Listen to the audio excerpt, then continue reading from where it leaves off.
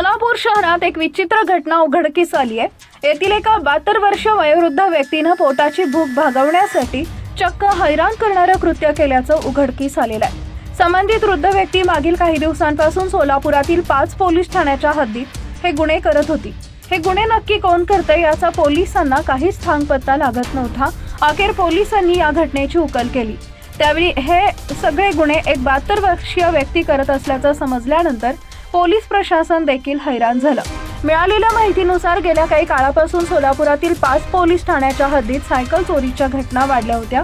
या प्रकरणी विविध पोलीस ठाण्यात गुन्हे दाखल झाले, मात्र हे सगळे गुन्हे कोण करते याचा माग पोलिसांना लागत नव्हता। आता या प्रकरणी पोलिसांनी एका 72 वर्षीय वृद्धाला अटक केली आहे। त्याने 14 सायकली चोरून नेल्या होत्या। याबाबत पोलिसांनी अधिक तपास केला असता आपला उदरनिर्वाह चालवण्यासाठी वृद्ध सायकली चोरत होता अशी माहिती समोर आली आहे।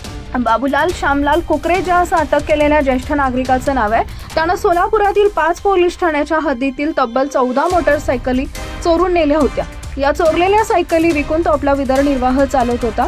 बाबूलाल कुकरेजा याची कसून चौकशी केली असता तो सराईत गुन्हेगार असल्याची माहिती समोर आली आहे। त्याच्यावर सोलापूर शहरातील विविध पोलीस ठाण्यामध्ये 12 दखलपात्र तर 2 अदखलपात्र गुन्हे दाखल असल्याची माहिती आहे। दरम्यान आणि जर अजूनही तुम्ही आमच्या AM मराठी न्यूजला सबस्क्राइब केलं नसेल, जरूर सबस्क्राइब करा, अपडेट रहा।